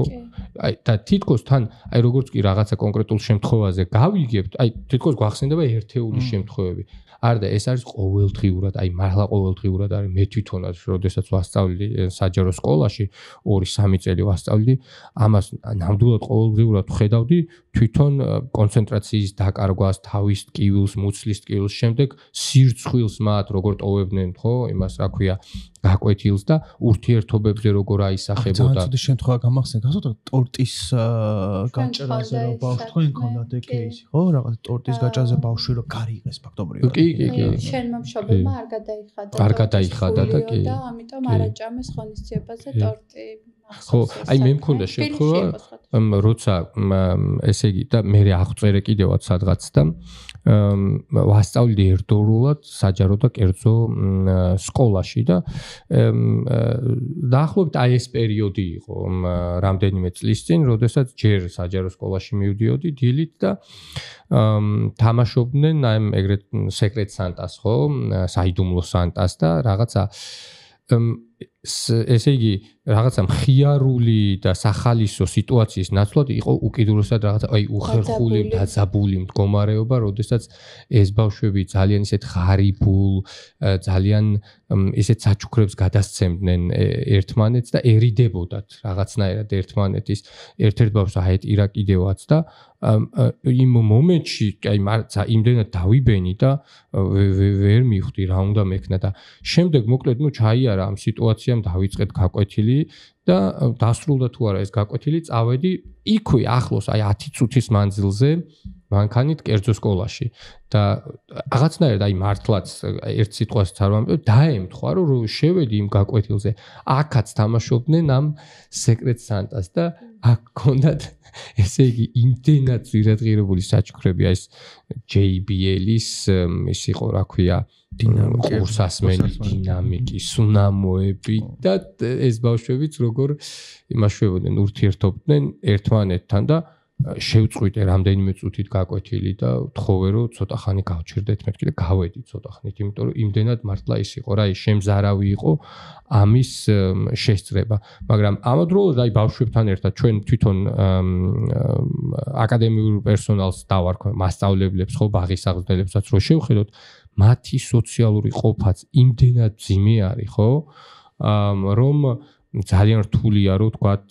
ამ მასწავლებლებსაც რაიმე ჩვენ იმიტომ რომ ძალიან ხშირად არის მასწავლებლების დამუნათება ხო და მასწავლებლების გაკრიტიკება რომ და ნუ ეს ფაქტობრივი მოცემულობაა რომ თქვათ მათი უდიდესი ნაწილი საგნობრივ კომპეტენციას ვერძლებს მათი უდიდესი ნაწილი შეუფერებელი არის ნამდვილად ამ პროფესიისათვის სამწუხაროდ ხო მათი უდიდეს ნაწილს პროფესიული განვითარების არანაირი გამოცდილება არ მიუღია ბოლო წლების მანძილზე. სახელმწიფოს არაფერი გაუკეთებია იმისთვის, რომ ამაღლებულიყო, ხო ესე? ხო, ამას ვამბობ, რომ ეს მათი ბრალი, ასე ვთქვათ, ნამდვილად არ არის. ისევე როგორც ის, რომ თუნდაც ვთქვათ, მიუხედავად იმისა, რომ არაერთი მარში და მსვლელობა ეწყობა 60,000 მასწავლებელიდან ჩვენ ხედავთ, რა ვიცი, ასეულობით მასწავლებელს, რომელიც აქტიური არის. არა და მასწავლებლებს შეუძლიათ რეალურად ამოაყირაონ ეს სისტემა, ხო?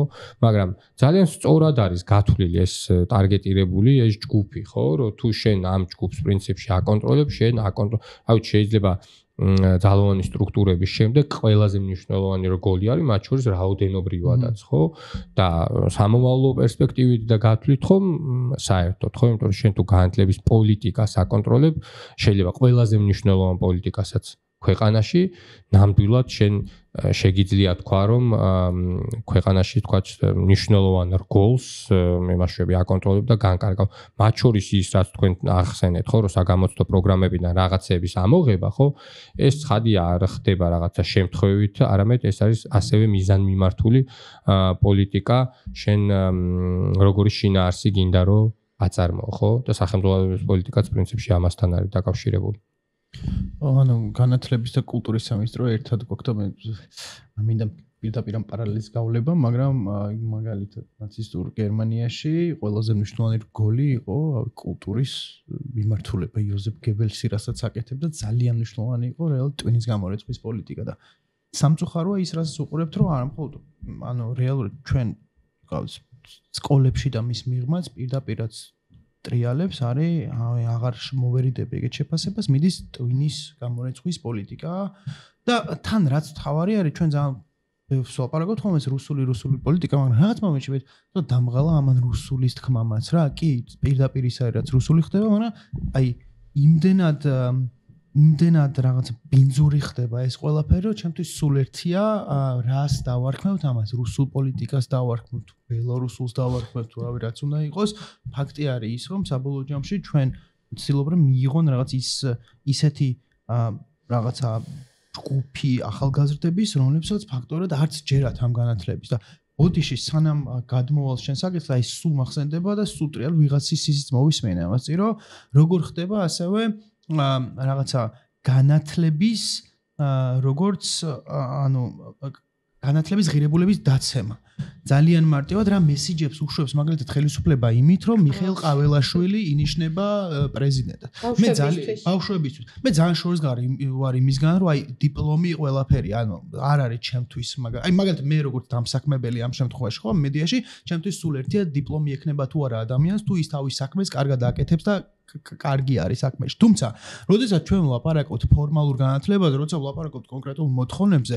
და მინიმუმ იმაზე, რომ რეალურად ჩვენ მაგალითად გაქვს პარლამენტი, რომელიც არის რაღაცა ხელისუფლების შტოებიდან ერთ-ერთი უმნიშვნელოვანესი რგოლი, ხო?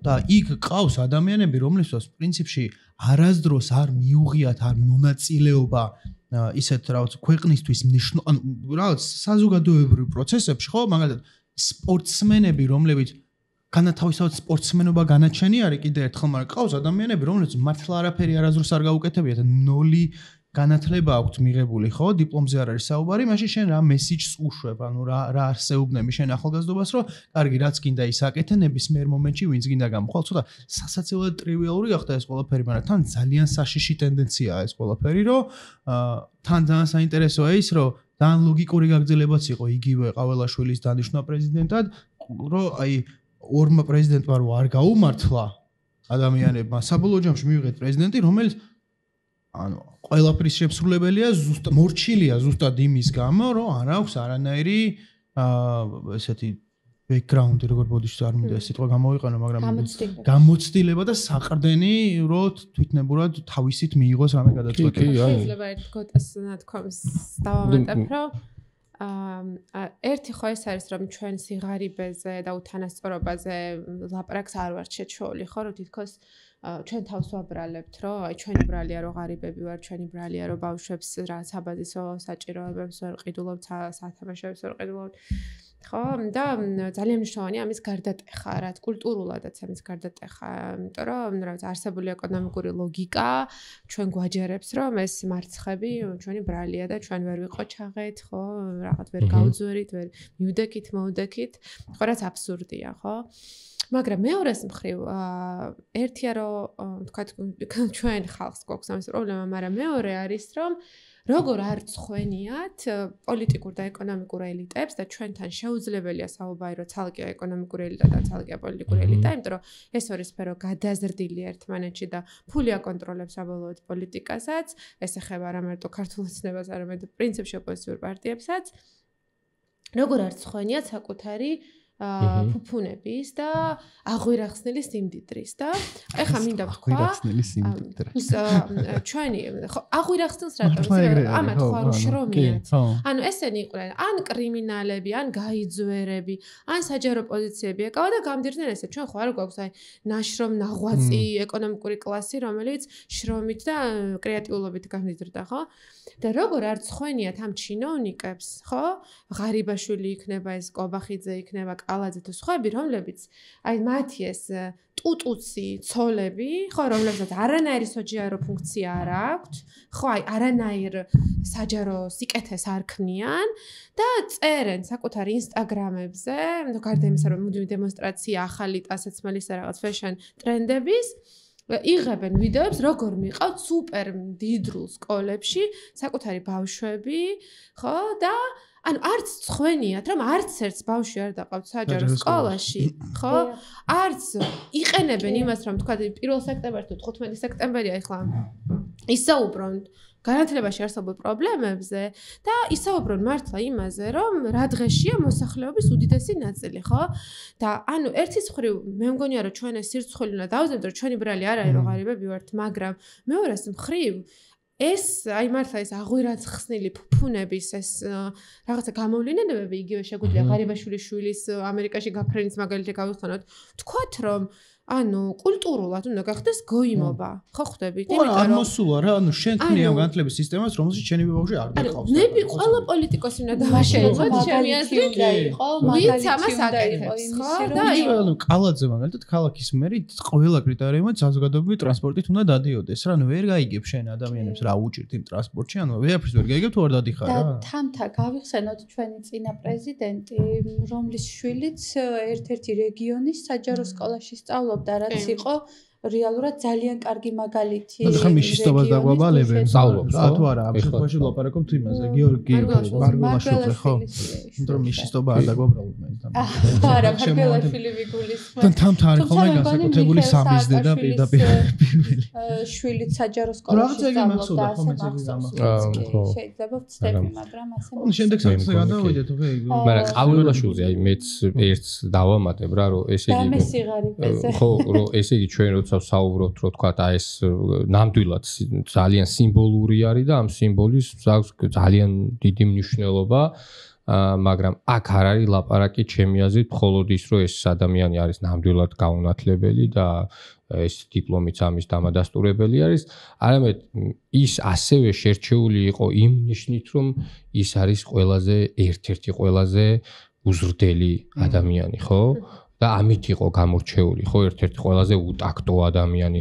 თუმცა როცა სამშობლო სჭირდება დაცვა, და რომელმაც ასევე ზუსტად ესე ახსნა, ხო, რომ ესე იგი ის კი არა რომ თქვა ან ბოდიში მოიხადა ან რაღაცა პირიქით და ეს ახსნა და გაამყარა, რომ პირიქით მე ასეც გავაგრძელებ, ასე ვთქვა, ეს ჩემი ბუნებრივი თვისება არის, ხო, ეს რაღაცა გასიგრძე განებული აქვს, რომ ის არის ეს, ხო, და ამიტომ ამ ნიშნითაც თქვა ძალიან ცუდი მაგალითია, ხო, რომ ბავშვებისთვის რომ კი ერთი მხრივ შენ შეიძლება არ გქონდეს ფორმალური განათლება, არაფორმალური ციგნიერი არ იყო, ასე შემდეგ, არამედ შენი ქცევაც ასეთი უნდა იყოს, ხო? და ის მორჩილება რაც ვახსენე, ხო, რომ ამავდროულად უნდა იყო მორჩილი შენი ხელმძღვანელის თუ შენი უფროსის, ხო, და აი ეს სამი რაღაცა ერთ გადაჯაჭული რაღაცნაირად, ხო, ამას კი უფასებ ნამდვილად, რომ ძალიან ისე აი კარგად შეარჩიეს. იდეალური. და ესეც ერთ-ერთი არგუმენტი ის იყო, რომ კარგი ოჯახი იყავს და სამაგალითო შვილები, ეგ იყო მაგაზეც ისევ რაღაცა ეგეთ ჰაბიტუსიც ეგეთი ქონდა. აი, დაუბრუნდე ხა გადავიდეთ შემდეგ თემაზე. კი. მარტო ღირსება ის რო იყო რომელში. და ეხა გვაქვს ძალიან მნიშვნელოვანი საკითხი, ერთ-ერთი ჩვენ ვისაუბრეთ სიღარიბეზე, ვისაუბრეთ განათლებაზე და საერთოდ ჯამში ეს თქვენთანაც იკვეთებდა ბევრი ეს თემა, თუმცა არის ძალიან მნიშვნელოვანი თემები, მათ შორის ყველაზე მნიშვნელოვანი იგივე ბავშვთა უფლებების დარღვევა, მათ შორის ძალადობა ბავშვებზე და ბევრი მძიმე თემა, რომელზეც თქვენ მუშაობთ ხოლმე. დიახ, თუმცა მეც სიღარიბით დავიწყებ, იმიტომ რომ ამ მოსაზრებებს, რასაც ჩვენ მოусმინეთ საბოლოოდ და ამ ფაქტებს მივყავართ კონკრეტულ ამბებამდე, კონკრეტულ ისტორიებამდე და აუცილებლად უნდა გაჟღერდეს სიღარიბესთან მიმართებით ის ძალიან მნიშვნელოვანი პრობლემა, რომელიც ეხება სიღარიბის გამო ბავშვების ბიოლოგიური ოჯახიდან გაყვანის ძალიან ბევრ შემთხვევას საქართველოში. რეალური სტატისტიკა არის ძალიან მძიმე და რთული, იმიტომ რომ ვნახოთ ისტორიები, ბავშვები რატომ არიან მინდობით აღზრდაში თუ სხვადასხვა მცირე საოჯახო ტიპის საცხოვრისებში, ძალიან ბევრ შემთხვევაში ეს საბოლოოდ უკავშირდება ბიოლოგიურ ოჯახებში არსებულ სიღარიბეს. PHR-ს ჰქონდა ერთი ძალიან საინტერესო ისტორია, რომელიც ეხებოდა თქვენ მოყევით აქ სკოლაში სეკრეტსანტაზე და საჩუქრების გადაცემაზე და მე მახსოვს ეს ამ ისტორიის ის ნაწილი, რომ ბავშვი მიყვებოდა, როდესაც მქონდა მასთან ინტერვიუ და გასაუბრება, რომ სოცმუშაკს ეწერა მის ერთ-ერთ შეფასებაში, რომ ბავშვები არ დადიან სკოლაში, რაც იყო ერთ-ერთი საფუძველი ოჯახიდან გაყვანის, ხო?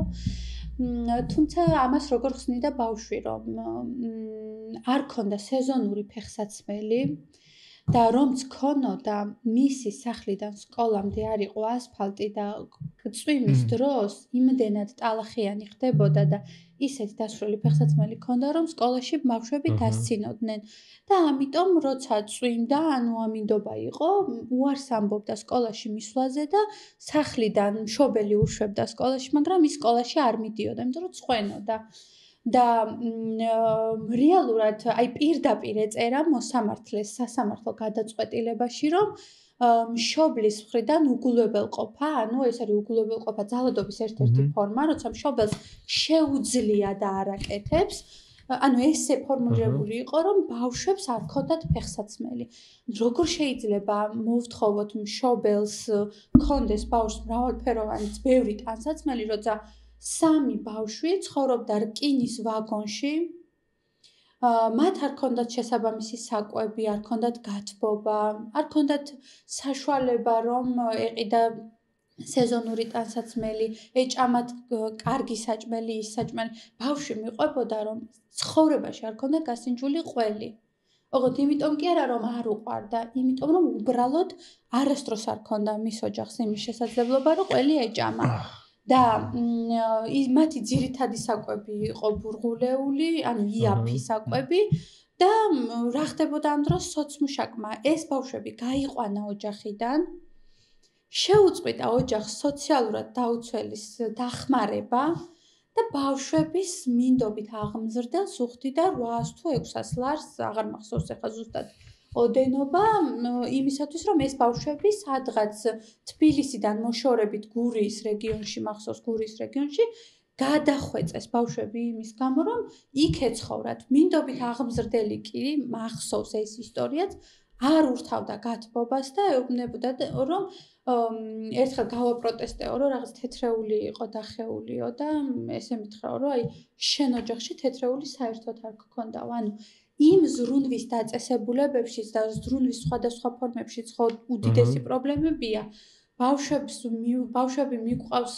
საერთოდ მშობლისგან მოშორებით რომ მშობელს იმის საშუალებაც არ აქვს რომ თვეში ერთხელ ჩავიდეს და ნახოს შვილი იმიტომ რომ წარმოიდგინეთ ახლა ტრანსპორტირება როგორ რამდენი თანხა ჭირდება ამისთვის და რეალურად 2 წელზე მეტი ბავშვები იყვნენ დედისგან შორს იმის გამო რომ ოჯახი არ გააძლიერა სახელმწიფომ ამ დროს კანონი რას გვეუბნება მოგიყვებით ამ ისტორიის დასასრულსაც ბედნიერი დასასრული აქვს ნამდვილად და რას გვეუბნება ამ დროს კანონი რომ ბავშვის ოჯახიდან გაყვანა უნდა იყოს უკიდურესი ზომა როდესაც შენ ყველაფერი გააკეთე იმისთვის რომ ეს ბავშვები ოჯახში ყოფილიყვნენ და ამ არც ერთმა მექანიზმმა არ იმუშავა და ამ დროს ჩვენ გქონდა შემთხვევა როცა არაფერი არ გააკეთა სახელმწიფომ გარდა იმისა რომ დედას მოწყვეტა ბავშვები ფეხსაცმლის და მალამოს თუ რაღაც საკვების ყიდვის გამო რომელიც უბრალოდ არ შეეძლო ამ დედას ანუ იმიტომ კი არა რომ გქონდა და არ აკეთებდა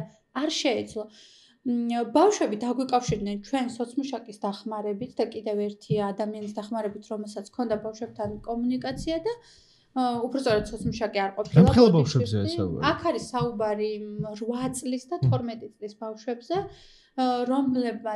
რომლებიც დაგვიკავშირდნენ და მათი სახელით შევიტანეთ სასამართლოში სარჩელი ასე ქვია იმ დოკუმენტს რაც სასამართლოში შედის და ვითხოვეთ რომ დაუყოვნებლივ მოესმინა მოსამართლეს ბავშვებისთვის მოესმინა მათი აზრი რა უნდათ სად უნდა ცხოვრება და ესეთი წერილი ვანახეთ მოსამართლეს სადაც ბავშვები წერდნენ რომ ჩვენ გვინდა ამ სიღარიბეში ცხოვრება ოღონდ ვიცხოვროთ დედასთან ანუ არ გვინდა იქ ცხოვრება არ გვინდა ფუფუნება არაფერი არ გვინდა ერთადერთი გვენატრება დედა და მოსამართლემ ჩვენი ძალიან ისეთი მოთხოვნის შემდეგ ბავშვები ჩამოიყვანა რეგიონიდან და იმავე დღეს სასამართლო პროცესიდან ბავშვები დაბრუნდნენ დედასთან. ოღონდ რამე კი არ შეცვლილა.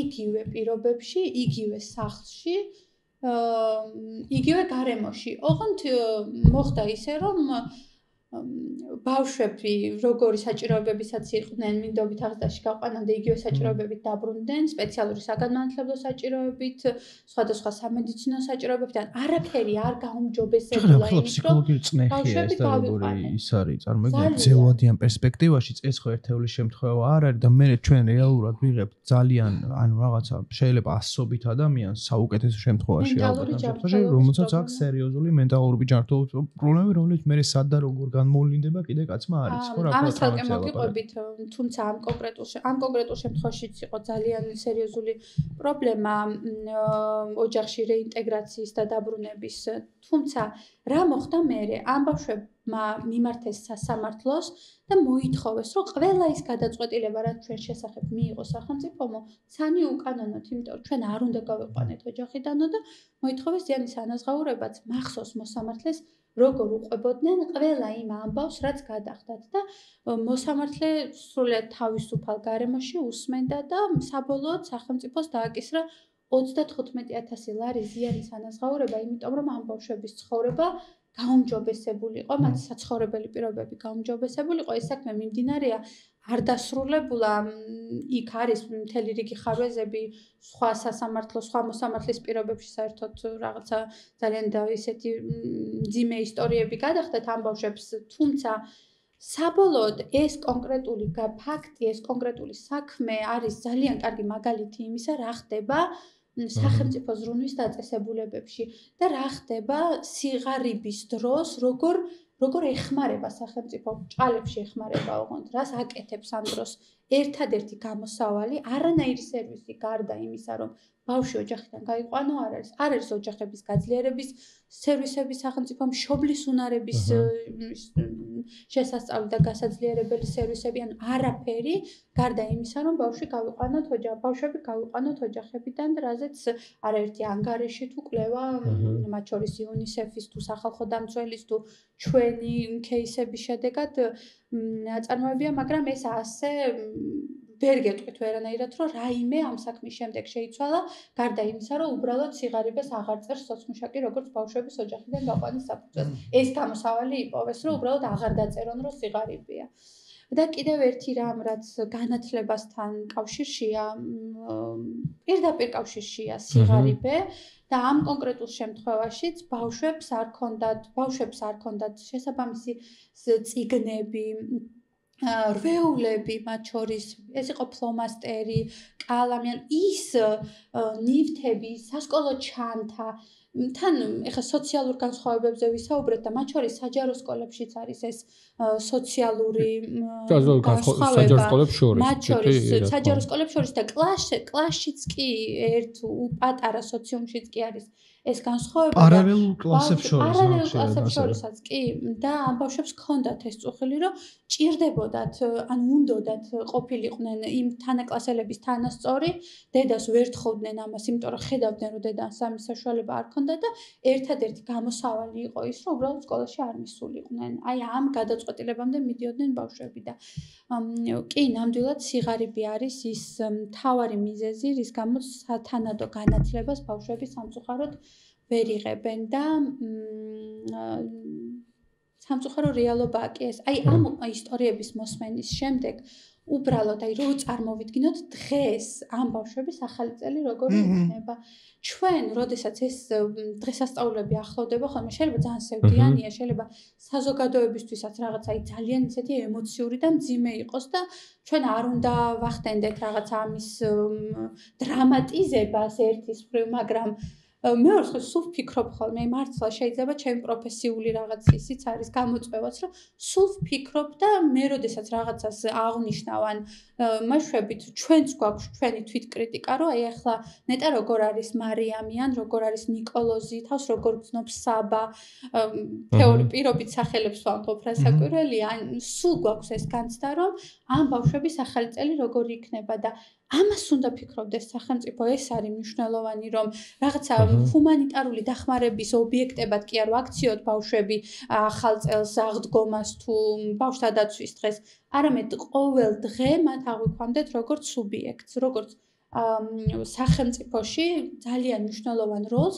რომელზეც დამოკიდებულია საერთოდ ნამდვილად ჩვენი მომავალი. აი, ყველაფერი ის, რასაც ჩვენ წარმოვიდგენთ მომავლად, უკავშირდება ამ ბავშვების განვითარებას და ახსენეთ თქვენ აფრიკის საქმეც, ესეც პირდაპირ კავშირშია სიღარიბესთან, ჩვენი საქმეა, ძალიან კარგად მახსოვს აფრიკის საქმე, სადაც წინა საახალწლოდ ბავშვებს დაუნგრიეს სახლი და ნუ მერე კი გამოსწორდა. მაგის მერე გახსოვთ რა გააკეთა აღუნდ კალაძემ, იმ ბავშვის, მოკლედ ერთ-ერთი ვიდეო, რომელიც ყველაზე პოპულარული გახდა, რამაც ყველაზე მეტად მიიქცია საზოგადოების ყურადღება, იმ ვიდეოში ვინც იყვნენ იმ ოჯახს, რაღაც ბინარო გადასცა და თითქოს ეს იყო რაღაცა კეთილი ჟესტი. ანუ კიდევ ერთხელ რაზე მეტყველებს ეს ყველაფერი, რომ საბოლოო ჯამში ჰუმანიტარული დახმარა, აი რაღაცა ის როლი აქვს თითქოს მორგებული, რომ ეს მისი ვალდებულება კი არ არის, სიკეთეა გაღებული, რომელიც ამ კონკრეტულ ეს სიკეთე კი არ უნდა იყოს ბავშვები და ოჯახები ამას შერჩევითად ერთი ოჯახი კი არ უნდა იღებდეს. ყველას ასე უნდა ვექცეოდეთ, ყველა ბავშვს და არ უნდა მოხდეს მათ შორის ამ შემთხვევაში აფრიკის დასახლებაში უამრავ ოჯახს დაუნგრიეს სახლი, მაგრამ ხო, რატომღაც ეს ერთი საქმე მოხდა და კიდევ ერთი რასაც აუცილებლად ხაზი უნდა გაუსვა, როდესაც სიღარიბეზე ვსაუბრობთ, სიღარიბეზე არა, მაგრამ აი ახალ წელთან მიმართებით არ შემიძლია არ გამოვახსენო, წინა ახალი წელი PHR-ში იყო მტკიცებულებების მოძიების პერიოდი, იმიტომ რომ ახალი წლის ღონისძიებაზე შეზღუდული შესაძლებლობის ბავშვი ბაღიდან გააგდეს იმის გამო, რომ ჰქონდა აუტისტური სპექტრი და არ იყო ისეთი ბავშვი, როგორიც ტიპური განვითარების ბავშვებს ეძახიან ხოლმე და მახსოვს, აი 30 იანვარს, როდესაც ბავშვს ჰქონდა ღონისძიება, ატირებული დედა რეკავდა, იმიტომ რომ ჩემი შვილი გამოაგდეს ბაღიდან და მომაყარეს საბუთები ღონისძიების დღეს, როდესაც დასრულდა ღონისძიება და როდესაც ამდენი პრობლემა ამხელა გამოწვევების წინაშე დგას ქვეყანას სხვადასხვა მიმართულებით, ამაზე უნდა ვსაუბრობდეთ ყოველთვის, ყოველ დღე და არ ვილოცავდეთ რაღაცა შეფუთული საჩუქრებით ინდივიდუალურ ბავშვებს ახალწელს.